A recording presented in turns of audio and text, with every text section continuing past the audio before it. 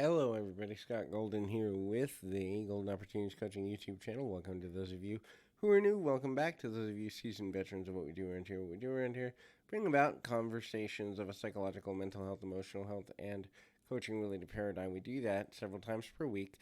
We do that in an audio series of formats. Life tries to teach us lessons.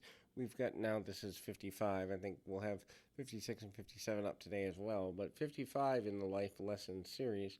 If you are curious what life is trying to teach you, because life is always trying to teach all of us something or other, sometimes we're a little stubborn about learning it because, well, we're human and humans can be stubborn, but also sometimes we're stubborn just because we don't want to deal with whatever life is trying to teach us, and that can be a little overwhelming as well. Anyway, when we begin to look at life lessons, we can realize that there are things we may be missing in the process. So, if you're looking for a coach to help you ferret through what life is trying to teach you, would love to be of assistance to you in that way, please feel free to reach out. And you can do that through Twitter at PO Perception. You can do that through the About Me section of this YouTube page. And either way, you can get in touch with me or a member of my team and then go from there. Anyway, the first is address your weaknesses. Look, we all have weaknesses. We all have things we're not good at. We all have things that we're never going to be good at because we're not wired that way. That does not mean you're a failure as a person.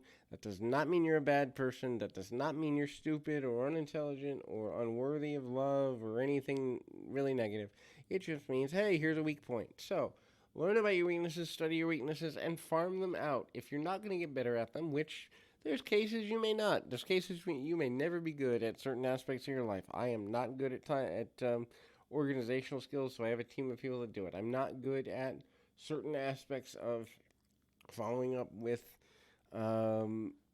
organizational skills for business. So I have a team of people that do it, or computer programs that do it for me. I have ways to guard against what I'm not good at, so that I'm not wasting a whole bunch of time trying to be something that I'm naturally not. The next thing in that is try to look at your weaknesses as opportunities to accentuate your strengths, and then study success. What do successful people do that you're not doing? What do successful people do? What habits do they have? How do they manage their time? How do they compartmentalize their emotions? How do they deal with setbacks?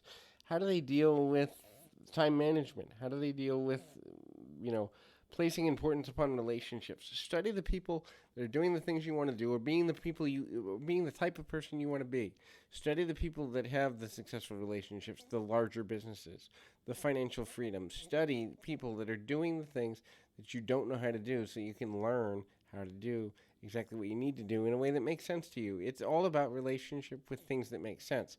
The next thing is push past pain. Look, emotional pain is there as an indicator of a need to change something. It is not there for you to wallow in or live through. So many people live through their negative emotions, and it's understandable. A lot of times we're not taught how to look at things from the perspective of this emotion is there to teach us something. Instead, we focus on it's not fair, it's not just, it's not right.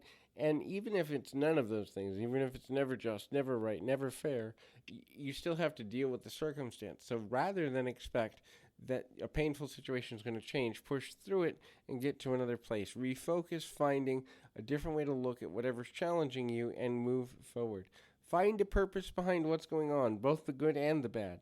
The good things in your life, they're giving you blessings to give you purpose to go forward and do other things. The bad things in your life are the less than desirable things in your life. The losses of friendship, losses of relationship, financial setbacks, health-related challenges. They're there to encourage gratitude for the things you do have.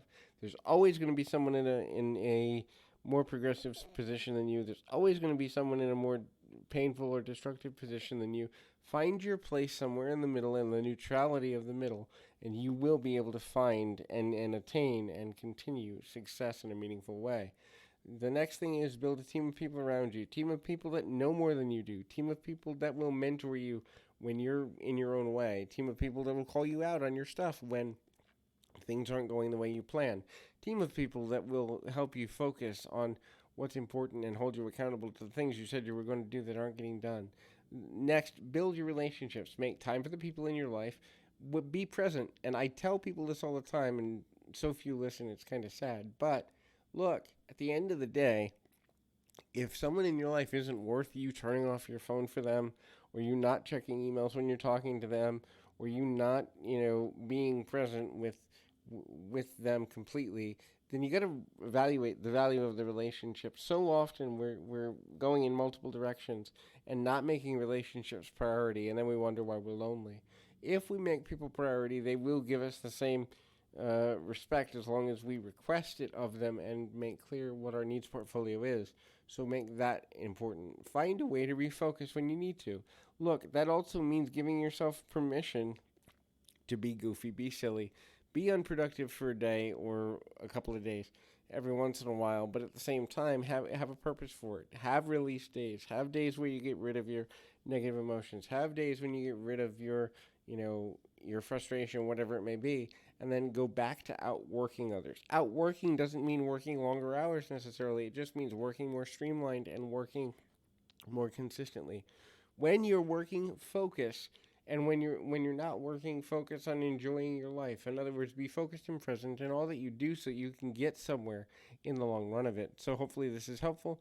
Keep your feet on the ground, your mind in the moment. Till next time, everybody.